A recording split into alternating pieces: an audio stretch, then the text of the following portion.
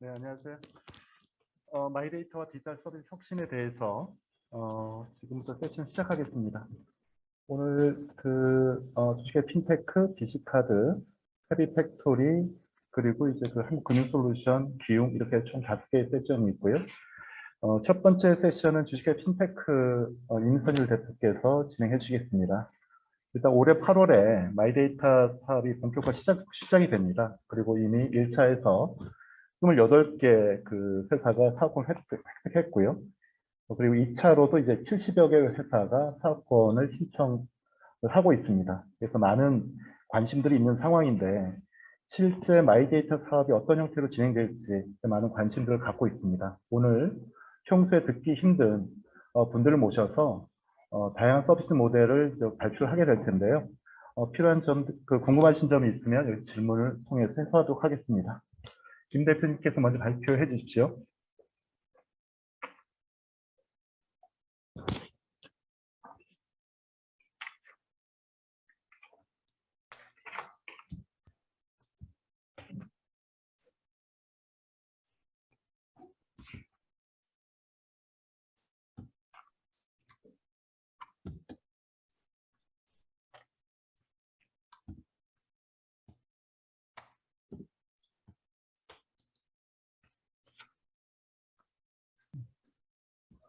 네, 안녕하십니까. 주식회사 핀테크 대표이사 임선일입니다.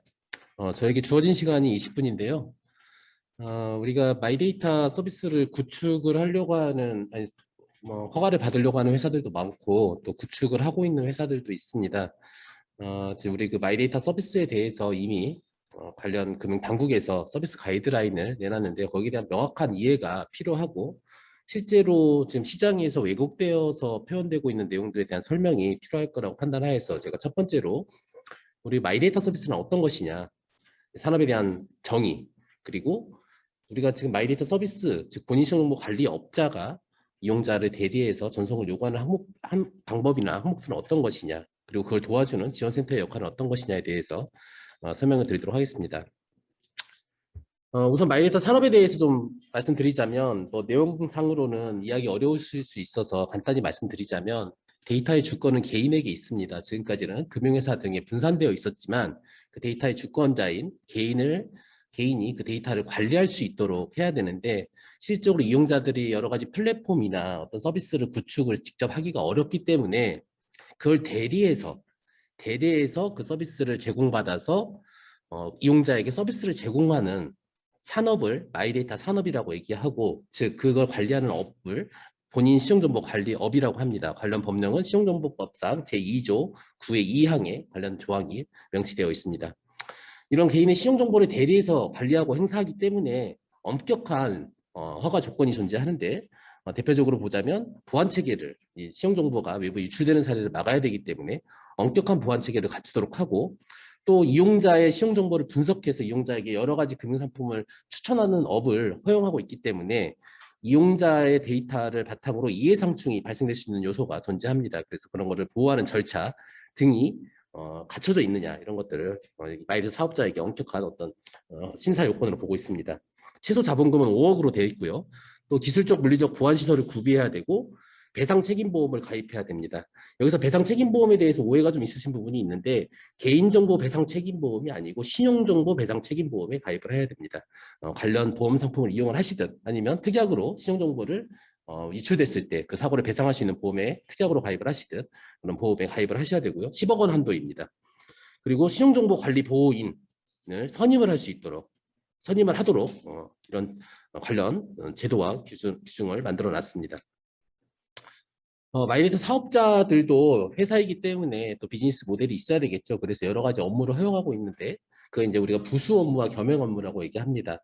그래서 겸용 업무를 보자면 대표적으로 투자자문 일임업, 신용정보업, 대출의 중개 주선업 등을 허용을 하고 있습니다. 또 관련 법령을 해야지 않는 이상 어떠한 업무도 다 허용을 하고 있는 게 겸용 업무의 체계라고 보시면 되겠습니다.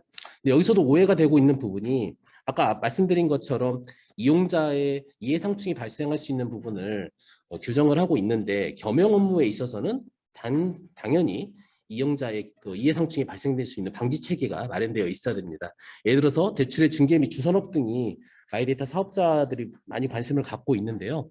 이용자에게 특정 금융상품만을 중개한다든지 주선하는 행위를 방지하고 있습니다. 겸용 업무의 경우에는 그렇습니다. 하지만 부수 업무에 약간 동일한 내용이 있는데 금융상품을 광고하거나 홍보, 컨설팅하는 업무를 얘기하고 있습니다.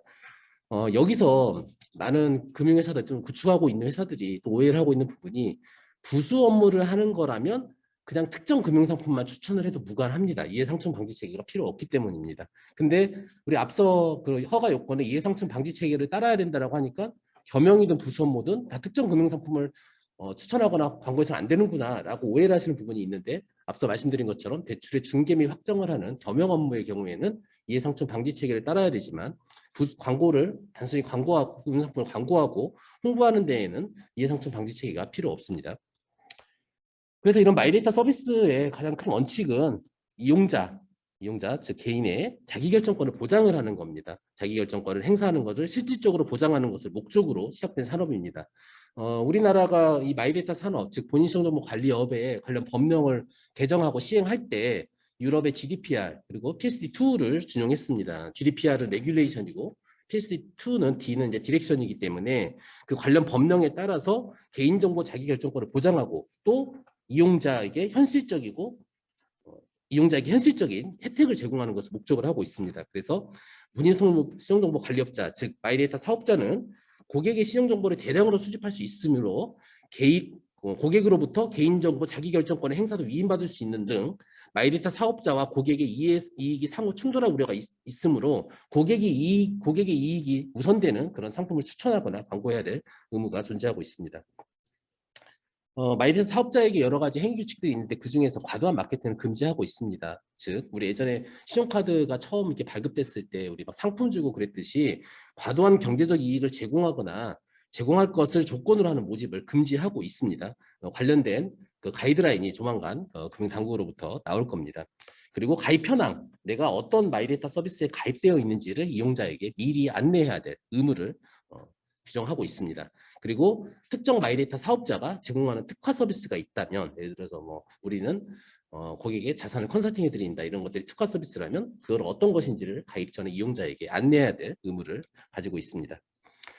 그리고 이용자들이 이제 관련 정보를 제공하는 것 또는 대리 행사하는 것을 동의할 때 이용자가 충분히 알기 쉽도록 고객이 자유롭게 자신의 개인시정 정보를 처리할 수 있도록 이용자에게 충분한 안내를 할 수 있는 그런 전송 요구, 동의 절차를 밟아야 됩니다. 예를 들어서 보다 쉬운 용어, 단순하고 시청각적인 전달 수단 등을 이용하여서 모바일 환경이 이제 작기 때문에 모바일 환경에서도 시정정보 주체, 즉 개인이 동의사항을 한눈에 잘 파악할 수 있도록 해야 됩니다.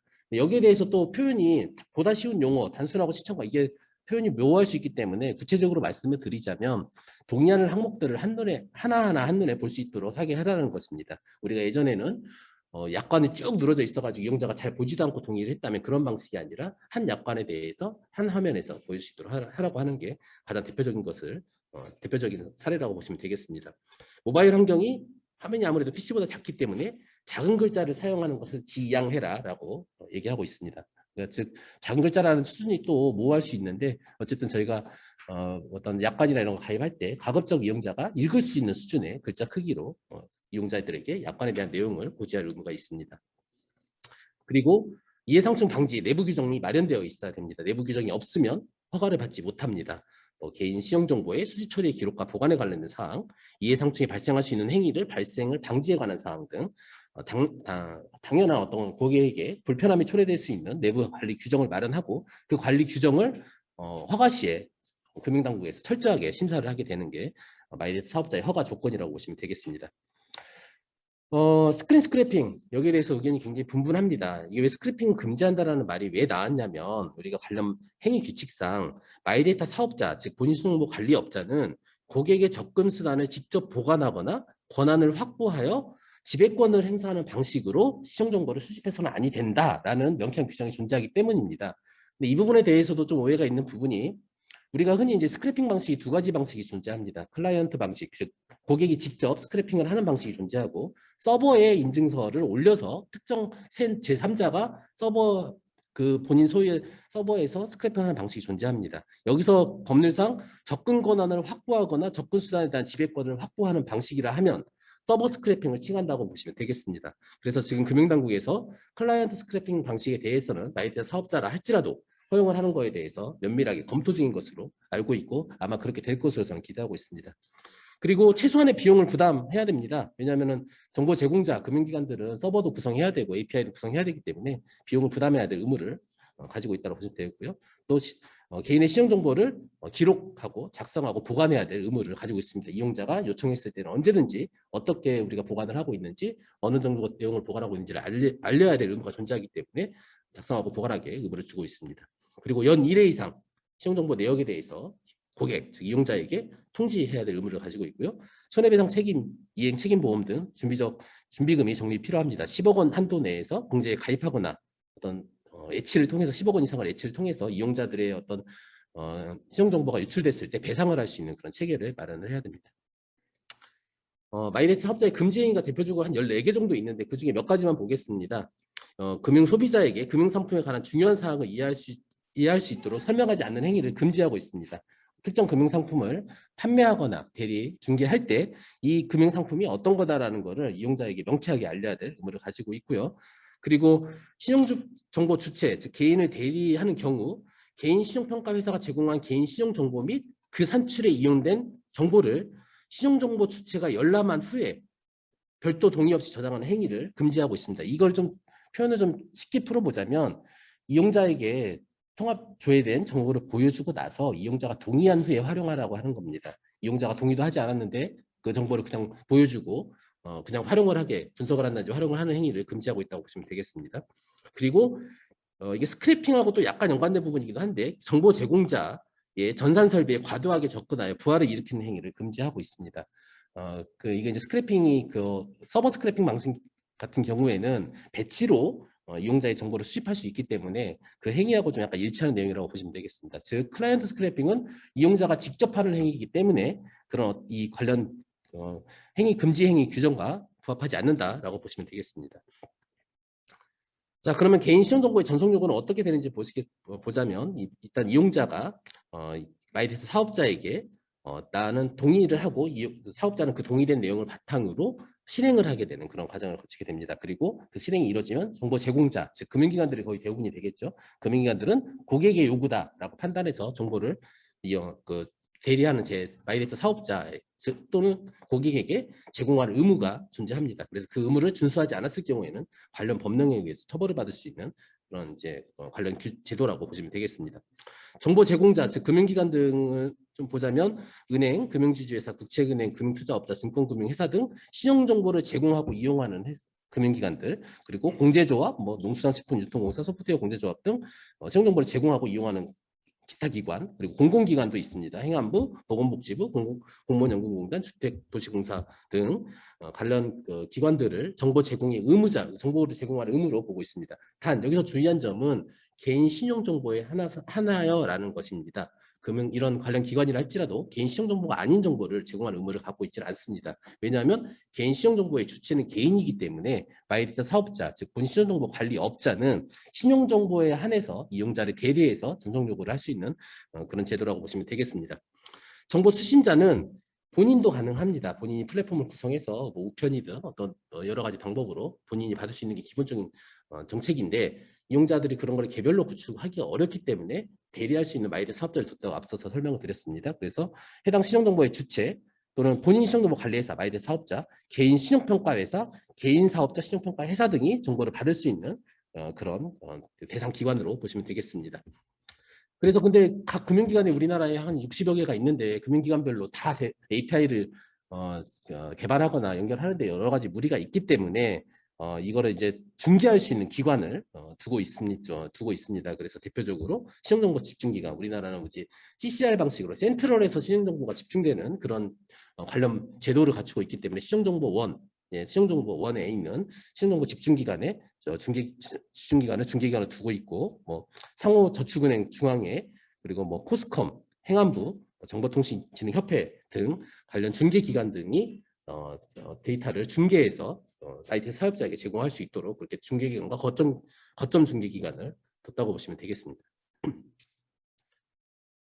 자, 전송 요구의 내용은 신용정보 이용자 그 개인이 전송 요구를 받은 자의 개인 시정 정보를 제공받는 자를 명칭을 하고 있고요. 개인 시정 정보를 원칙적으로 제공하도록 되어 있고 전송 요구의 종료 시점은 최대 1년을 넘지 못합니다. 뭐 2년, 3년 이렇게 설정 못하고요. 최대 1년으로 되어 있고 전송 요구의 목적은 통합조의 뭐 금융상품 추천, 아까 부수 겸용 업무에서 허용한 업무를 하는 목적으로 전송 요구를 하셔야 됩니다. 그리고 보유 기간은 해당 신용 정보 주체, 즉 이용자가 선택할 수 있도록 하게 되어 있는데 이것 조만간 가이드라인이 나올 텐데 최대 5년을 넘기지 않는 것으로 지금 내용이 만들어지고 있는 것으로 알고 있습니다.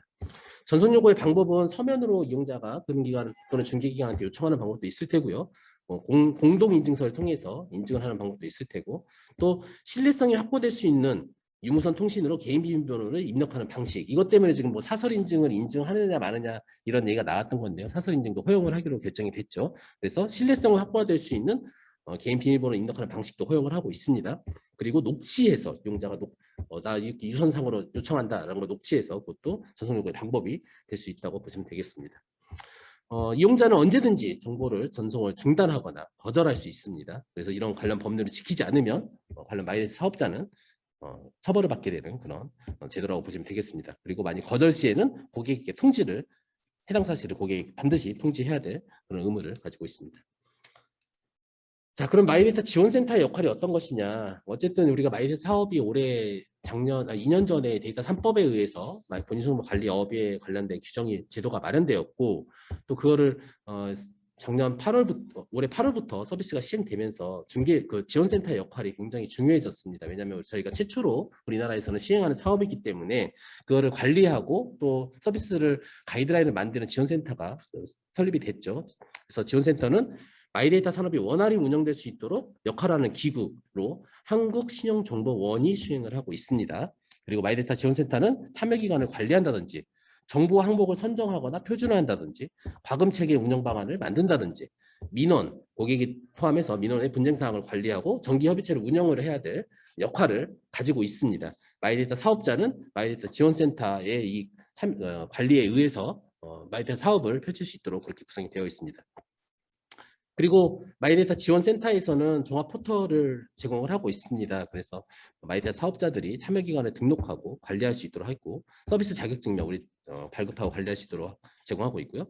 지원 서비스 전용 접근 토큰, 우리 마이데이터 수집하기 위해서는 접근 토큰이 필요합니다. 그걸 발급하고 관리하는 기능, 그리고 실환경 테스트를 할 수 있도록 지원을 하고 있고 지금은 아직 계획적이긴 합니다만 향후에는 통계 정보도 제공할 계획을 갖고 있습니다.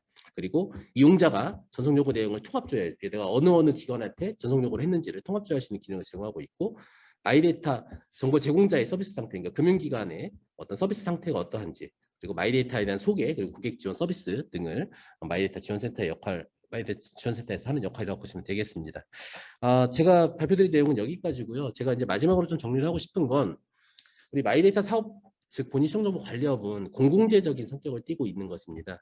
공공재라고 하면은 이게 단순히 어떤 기업들이 기업의 이윤축을 위해서 하는 사업이지만 공공의 서비스를 목적으로 하고 있기 때문에 관련 법령과 제도가 명확히 존재하는 산업이라고 보시면 되겠습니다.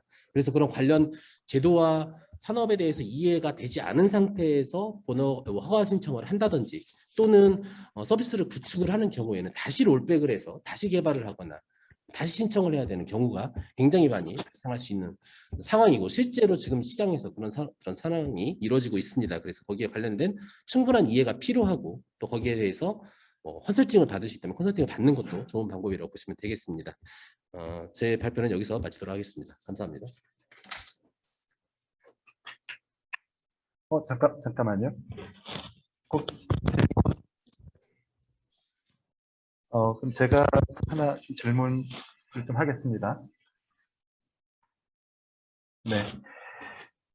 데이터 3법이 사실은 그 개인의